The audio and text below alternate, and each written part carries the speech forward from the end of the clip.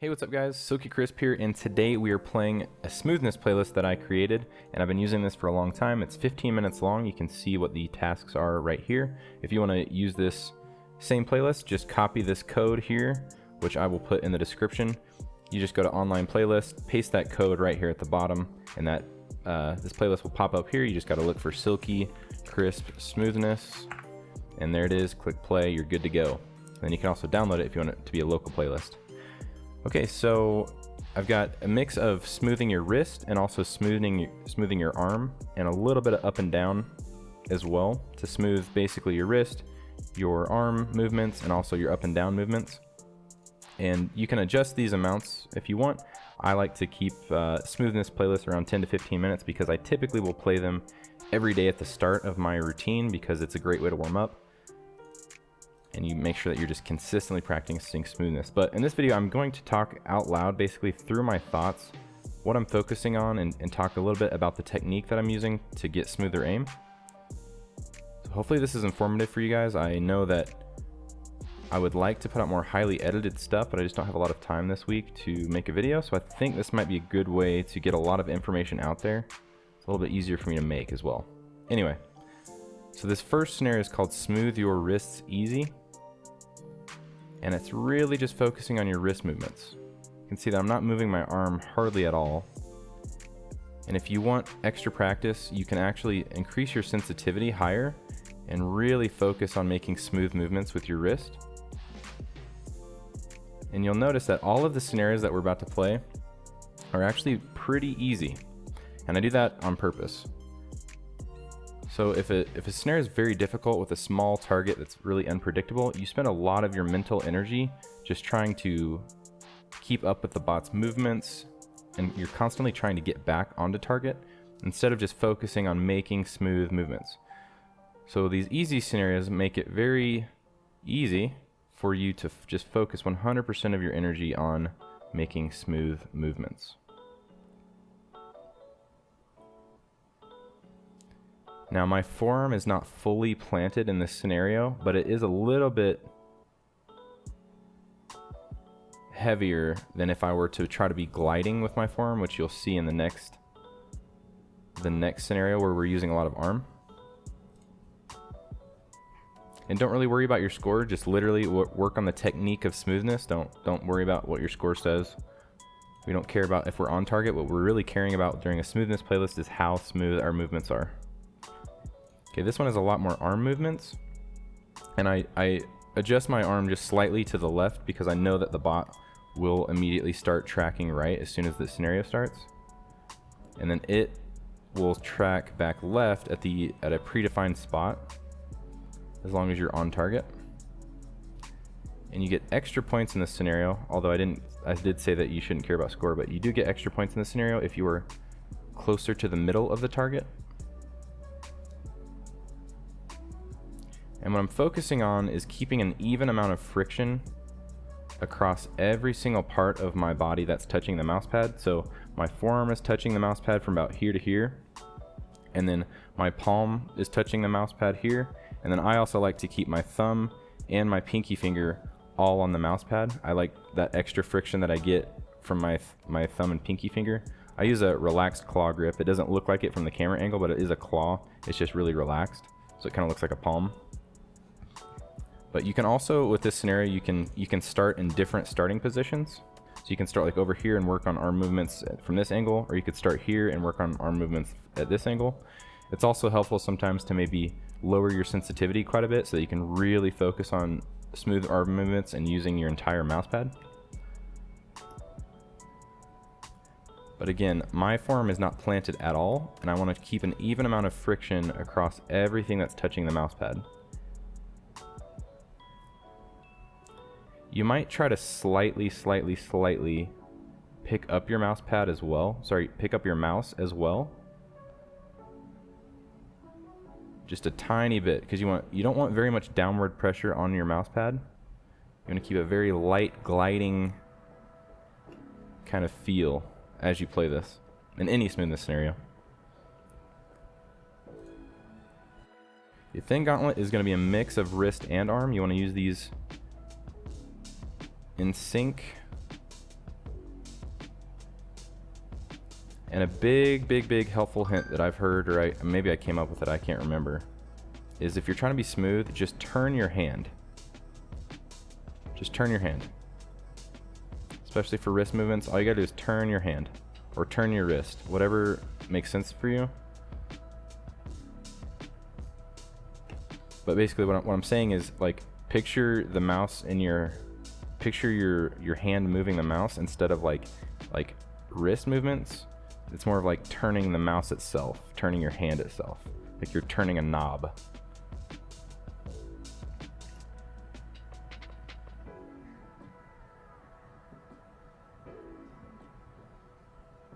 And as I'm playing a scenario, I'm actually monitoring how it's going. And you don't have to get super intense with this, but I'm actually monitoring how it's going to it, and I'm monitoring what my crosshair looks like. Is it starting to be shaky? And then I tune in to my hand and see how it feels, and the grip that I have, and the tension that's in my wrist. And if it feels like I'm shaky, then I'm gonna try a little bit of a tweak of like how I'm gripping the mouse, like a little bit more tension maybe, or maybe just gripping it a little bit harder, a little bit softer, maybe trying to get a little bit further away from the mouse pad on my palm. So really tiny adjustments. And I'm doing that over and over. So every like 10 seconds or so, I might make a little adjustment here or there. And this is like being really focused while you aim train. It's not 100% necessary.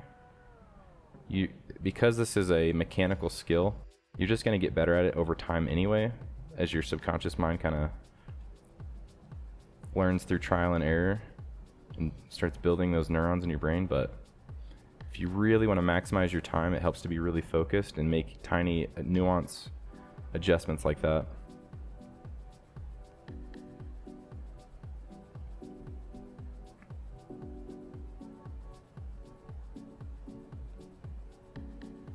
So right there, it feels like I had too much tension in my hand. So I relaxed a little bit. Now I'm actually gonna grip it a little bit harder here,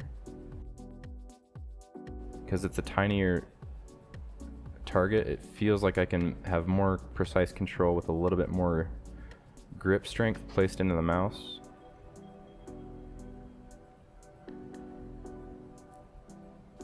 And thin gauntlet is probably the best scenario that you can use to improve your smoothness and your precise tracking left to right. And there's several versions of it. There's thin gauntlet V2, there's an easy, medium, and a hard. Okay, smooth bot, I know that the bot is gonna track to the left immediately, so I offset my arm just a little bit at the start. You don't wanna go overboard like over here, but maybe just like a little bit like right here. Feels good. And maybe even angle your wrist a little bit to the right as well, because you know that you're gonna be moving this way as soon as the bot starts. And again, just turn your hand to stay smooth with wrist movements. Keep even friction between your forearm, your palm, your fingers, even the bottom of the mouse.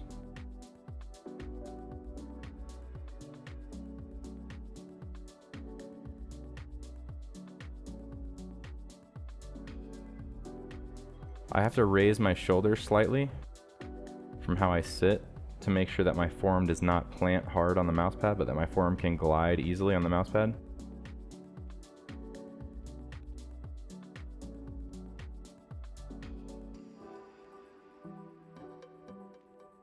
And it might help to tell yourself to put the dot in the center of the target. You know, I'm not trying to edge track or anything like that, but just turn your hand and try to get that guy right in the center of it.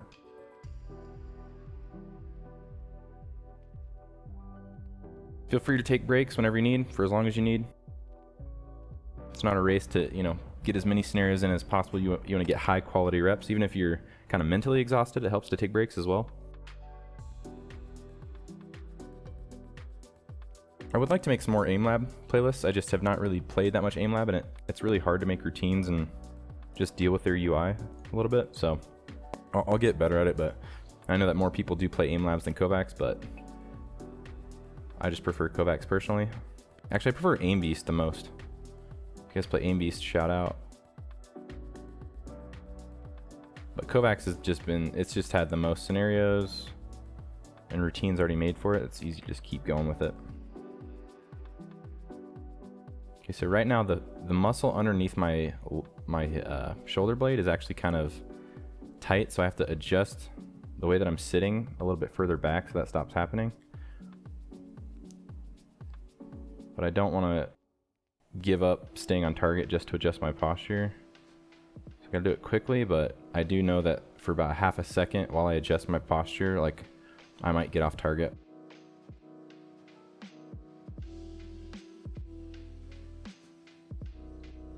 Even friction on everything that's touching the mouse pad, just turning my hand and my arm as one fluid movement. A little bit of fingers for up and down movements.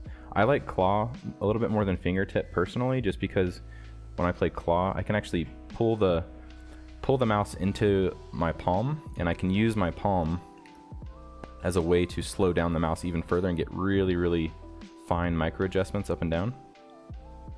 Okay, on this one with bouncing up and down, you can plant your forearm just a tiny bit and use kind of like the skin of your forearm to bounce up and down. So we don't necessarily have to have even friction the entire way. Because we're bouncing up and down, we can actually use our forearm as a way to be more stable.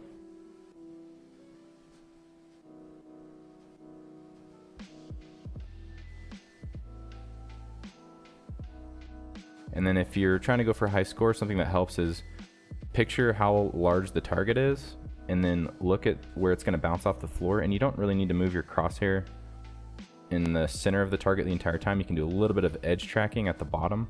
So you don't need to put your crosshair at the bottom of the target when it's bouncing out on the bottom. Keep it like one circle's length above that, if that makes sense. I don't know if I'm saying that correctly. Oh, I accidentally stopped the playlist. Whoops.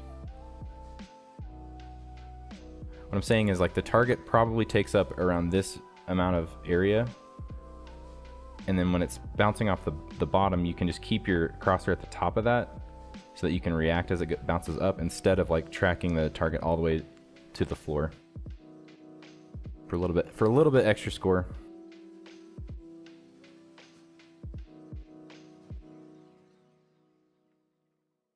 Now I use a lot more of my arm up and down. If you're using a fingertip grip, you probably will use a lot more finger to go up and down. There's no like right or wrong way to do it. That's how I like to personally do it. I'm not using very much fingertip at all. And maybe that's a weakness of mine, that I need to use more fingers for up and down movements. This is just kind of how I've learned to use the mouse, and I'm comfortable with it.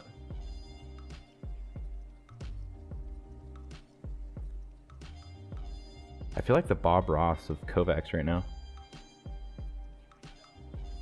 It's just a happy little accident.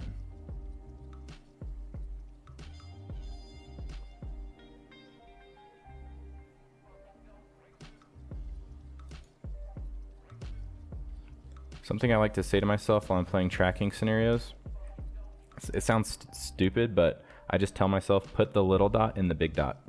And for whatever reason, that helps my like vision kind of focus in, and it, I don't know, it helps me focus on staying on target. So I'm never just focused on one thing while I'm playing. I'm kind of adjusting what I'm focusing on every like 5 to 10 seconds, whatever it feels like I need to do. So like if I notice my wrist is a little shaky, I'll start focusing on turning my hand. That's what I'll like say to myself, turn your hand. Or if I notice my lat is tightening up, I'll adjust my posture, like lean back a little bit.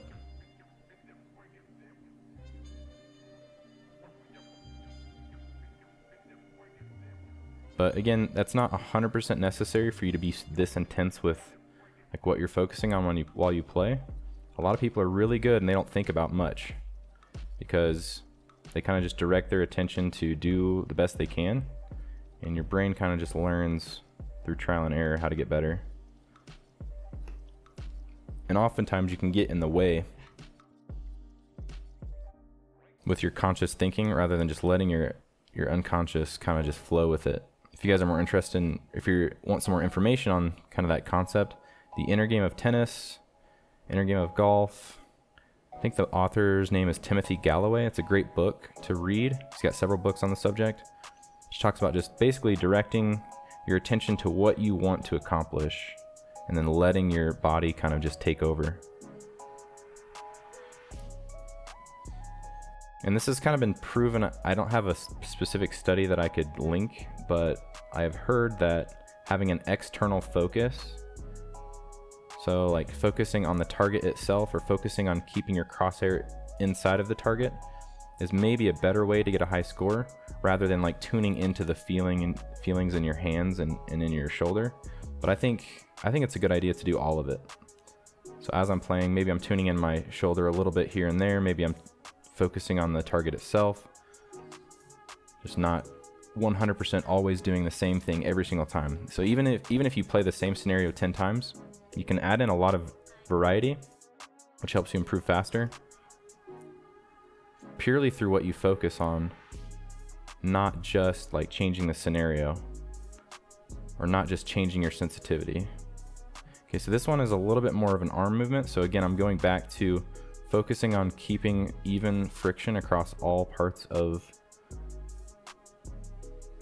my body that's touching the mouse pad. And I do have to adjust every once in a while. You just want to make sure that if you're going to reset back to the center of your mouse pad, you just do it quickly. Turning my wrist or turning my hand to keep smooth wrist movements even during this. See, this one's moving quite a bit faster, so it's a little bit more about trying to stay on target and a little bit less about making smooth movements.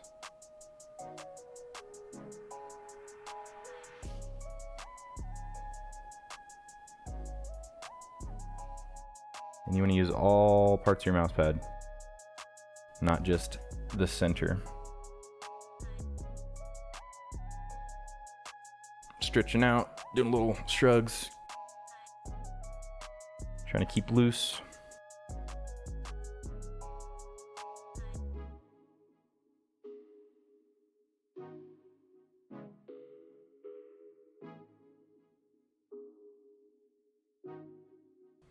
See, I'm a little uncomfortable going that far to the right on my mouse pad, but I gotta train myself to just get comfortable over there. So I'm not gonna reset unless I absolutely have to. Like I'm about to run out of mouse pad over here, so if it keeps going to the left, I have to reset, like right there. But otherwise, I'm trying to use every single bit of my mouse pad. This isn't a very good run, I don't think, but whatever. Can't win them all.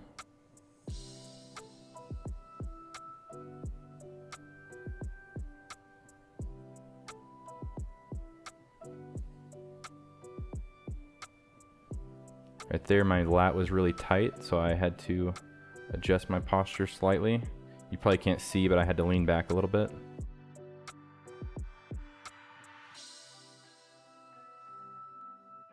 Okay, and then I guess one word of extra advice is on tension.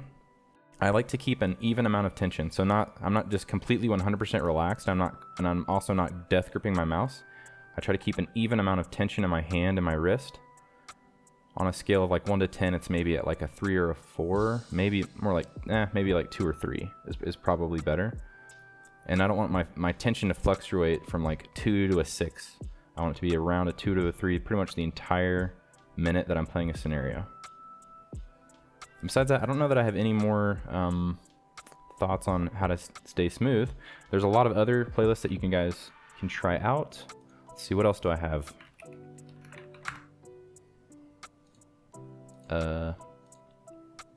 Hello? Okay, what do I got?